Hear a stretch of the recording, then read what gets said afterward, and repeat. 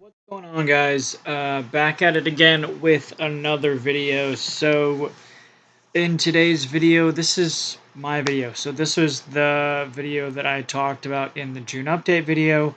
That's been very hyped up by myself and Brett just because I was very excited to make it, to do it. I thought it would be really cool to do.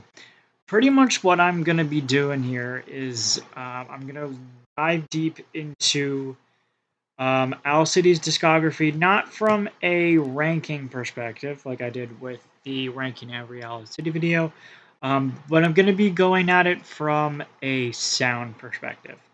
So I'm going to be looking into every album and talk about what's going on. So I've wanted to do this video for about a year or so, really since about last May. So I'm recording this in July. So obviously, it's been over a year since then.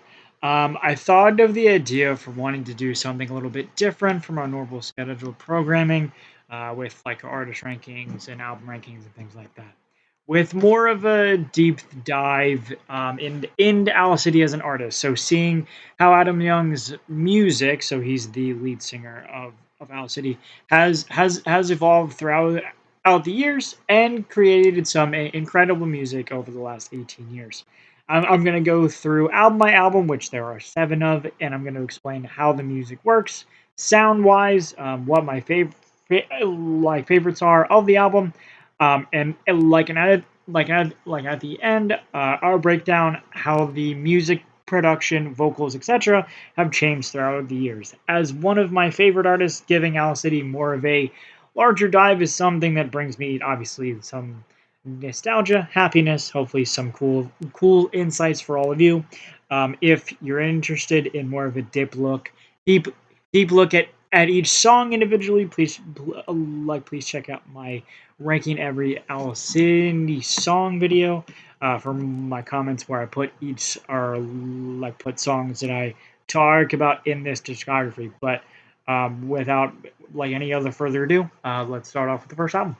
Starting off with Of June. So this is Adam's debut album. So as the debut album in 2007, you can really expect some of the sound to be more raw, and this is definitely the case for this album.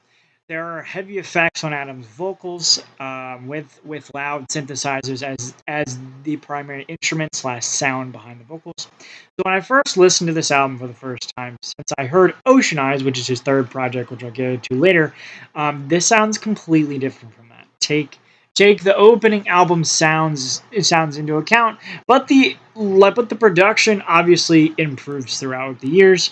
The main issue I have with this album as a whole is that the songs never build anything. There's a build, but the payoff is just synthesizers, and as you've seen on this channel, building to noise is not a recipe for many lovable songs. There are EDM songs, like these are EDM songs since they are considered to be American electronic music according to Google, but that doesn't have to have the same feel of a true EDM drop, if that makes sense. The build in all of these songs sound flat and are missing something. As for songs that I would seek out on this album, is Panda Bear and Designer Skyline have always been the two that I've sought after if I were to pick on this album. But those are the only two with faster pacing of the 6.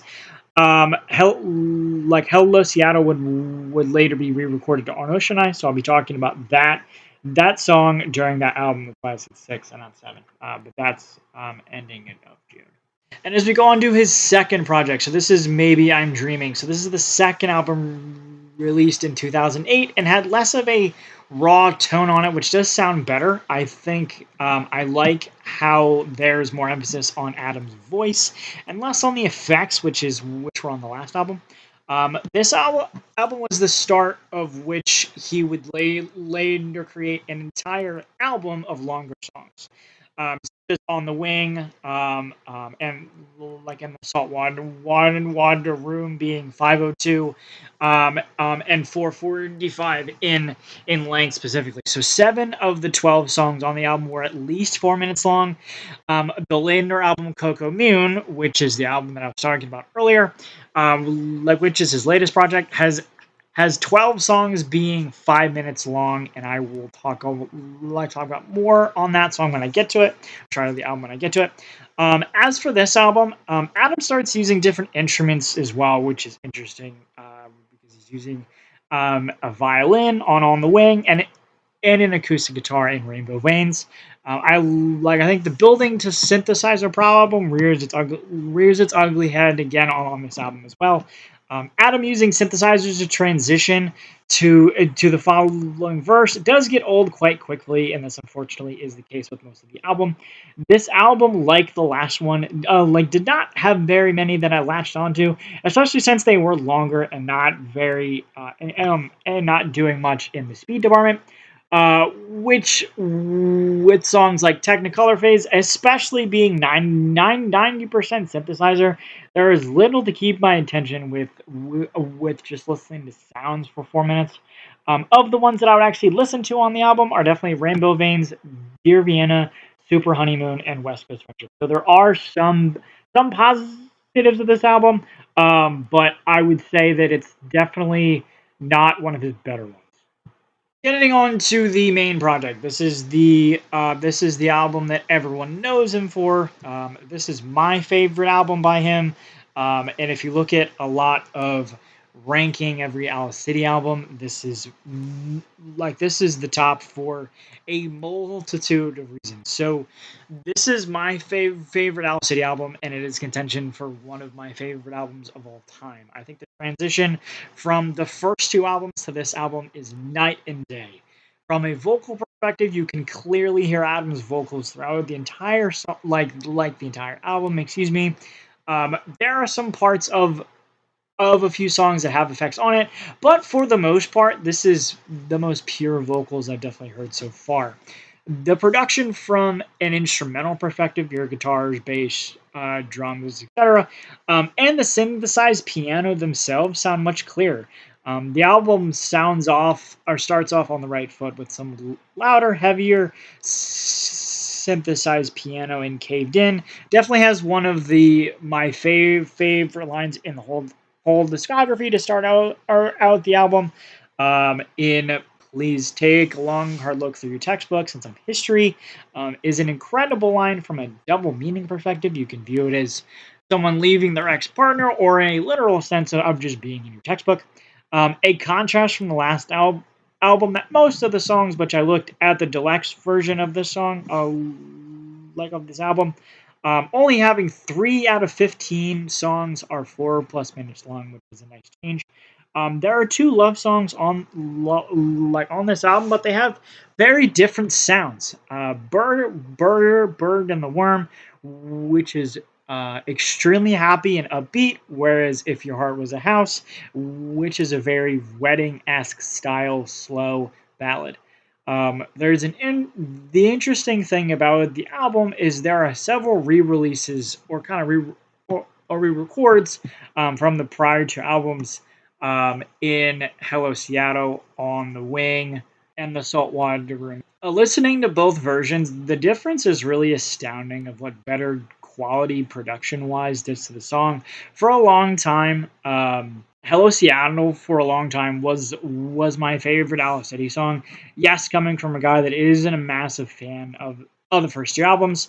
On the Wing sounds similar. It's just more polished, which is this theme with the entire album is general. That's not even mentioning Fireflies. I mean, what can I say that has been said already? Just an incredible EDM pop song. I know I'm not going into ranking it, but I just wanted to throw that anecdote in there just because Fireflies should get every recognition that it does. It's so nice. This album was the first album that I ever heard from Alice City, which I clearly picked a great one from one to start off with. But even on an album that I love, to pick out a few songs for you all to listen to.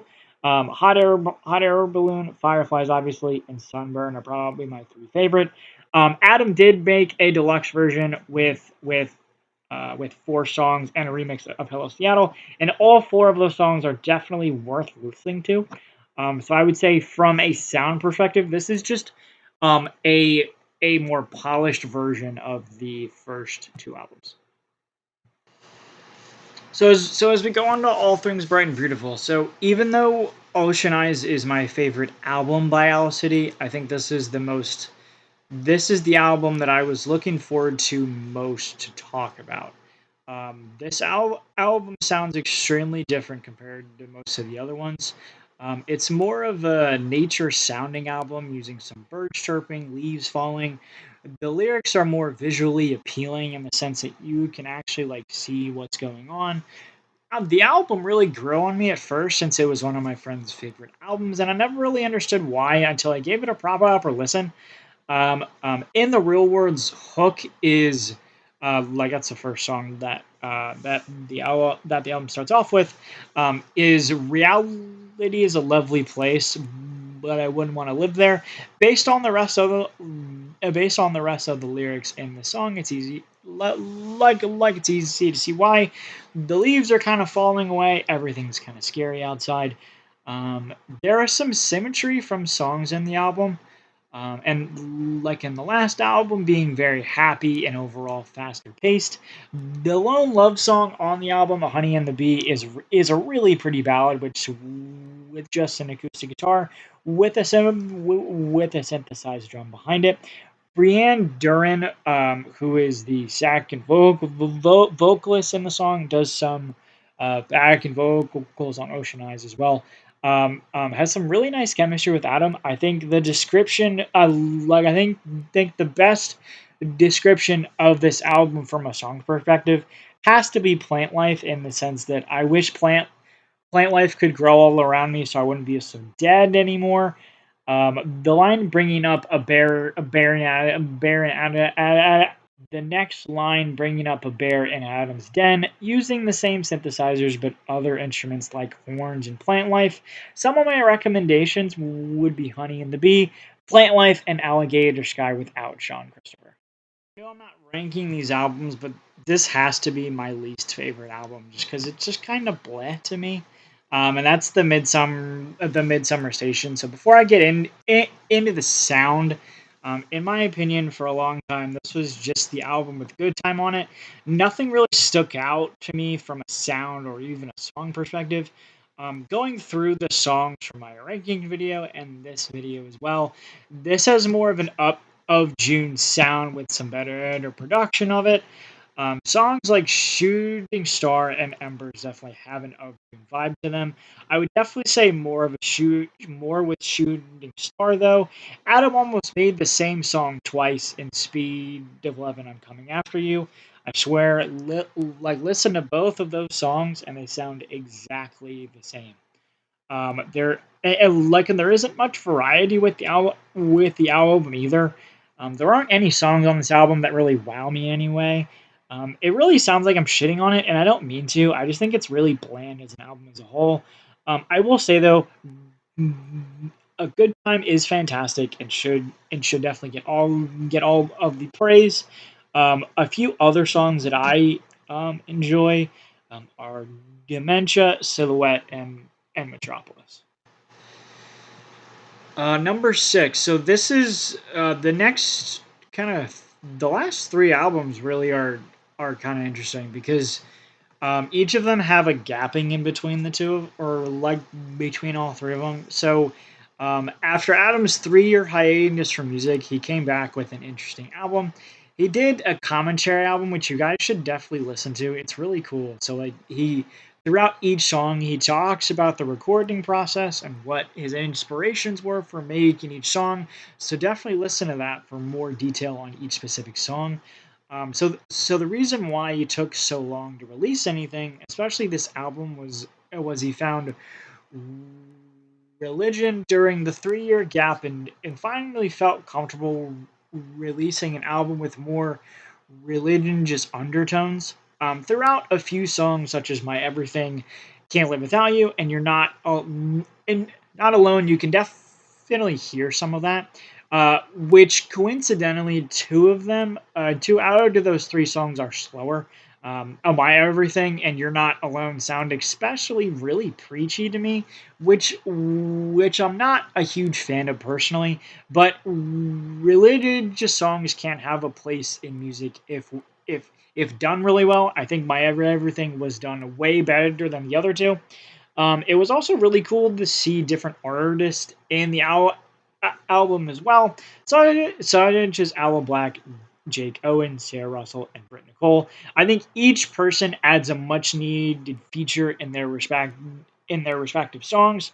I especially enjoyed Aloe's and Jake's parts in their songs. I honestly forgot that Aloe Black made music as of 2015, since I haven't really heard anything since I'm the Man.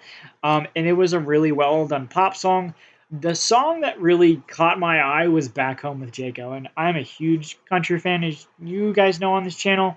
And hearing a country artist on an Owl City song is really interesting, and it was honestly really well done. So Adam said that he always had appreciation for country music and wanted to get into the scene somehow. And this was his way of doing that. Some of my favorites on the album are Back Home, Verge, and Unbelievable.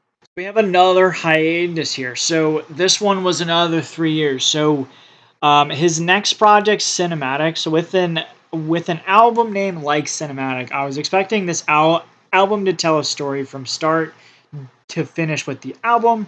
But unfortunately, that didn't happen. But what did happen of this album, where you got some interesting lyrics from songs like Fiji Water and Montana, telling some cool stories in The 5th of July, Not All Heroes Wear Capes, Madeline Island, and New York City, and putting some really cool images in your head, like House Wren. It tells a story throughout different songs that have a beginning to end, which is cool. Like being able to visualize Adam going to New York for a record deal, seeing Montana for the first time, being born, giving a description of his dad, and going to a picnic with a friend are all some of the different descriptions and visualizations you get from this album. The two songs that really stuck out to me from this album were Cinematic and Firebird. Cinematic really exemplifies the storytelling aspect using different stories like Star Wars. The idea of proving people wrong and excelling in life, which is the antithesis of Firebird, which is more about life changing, but still being friends with people you were growing up with. From a sound perspective, it is more focused on Adam's vocals and less on the synthesized piano and guitar, which is also really really nice. And as we get into the last album, so this is Kokomoon. This is his newest album as of last year. So he released this in 2023. After 5 years of nothing from Adam, we finally got a new album. Take the storytelling that I've talked about in Cinematic and in all of the other songs, make the songs 2 whole minutes longer, and you have this album. Every song on this album is a book within itself. Having every song on the album other than My Muse being over 5 minutes was really hard to listen to for the first time, honestly, as I'm not the biggest fan of longer songs, especially when they aren't overly quick or catchy pace wise. From a sound perspective, this album is definitely the most diverse, with tons of instrumental breaks. Its synthesizers getting louder and softer, but man, that storytelling is just really really cool. There are 11 songs on the main album, 13 on the deluxe album, not counting the last 4 songs since they're all re-records. And every song has their own story to tell. And why I came back to this album so many times is because I wanted Adam to tell me that story over and over and over again. It's really really cool to just visualize it. But from this album, the only song that I honestly come back to often is Adam Checks Please. I think it's the best sonically and lyrically. So that's gonna wrap up this video. I really am excited to put this video out. I think it's really cool. From my perspective, just knowing Owl City all these years, obviously listening to them, and I don't even really have to listen to the albums to know what I was gonna say. I just wanted to write them all down just to see if I was wrong, incorrect, see what was going on, and I think he changed a lot from the 18 years of music. I think the main thing that I can kind of visualize to you guys is the storytelling is so much clearer throughout the years. His diverse use of different instruments, whether it's piano, drums, guitar, horns. There's even some bongos in there sometimes. And he's a really talented musician. Like I saw him last year during the Coco Moon tour, and like he is the most talented musician I've ever seen in my life. Like he plays every single thing that you hear in every one of his songs, he plays by himself. Like he loops it all by himself together. It is the coolest thing ever. If you ever can see him, definitely do it. It is so worth the price of admission. It's so cool. He's such a really nice guy too. Um, but I think this album, or like I think this project was really cool from me, and I wanted to do it for a while. I just didn't know when to record it and when to release it. I'm really glad that I did. Hope you guys like it. If there is something that you wanted me to talk about with this, please let me know. If there's other artists you want me to do, please let me know. I'm probably gonna do something like this probably next summer. I already have the artist that I want to do it with, and I think I might do something more in the future. But it all really depends on what the schedule is, what time we have, things like that. So, as much as I want to keep doing these, it's all kind of based on what we have going on schedule wise. I would say what to look forward to next is the 2016 Billboard that'll be coming out in a couple weeks. And if you guys haven't checked out the Taylor Acorn video, please be sure to do that. If you haven't checked out the Tyler Hubbard video, please be sure to do that as well. And we'll be making an August update video just of like, hey, we're back, we're going back on the regular schedule, things like that, and expect songs to come back as well in August. But wish y'all the best. See you next time. Peace.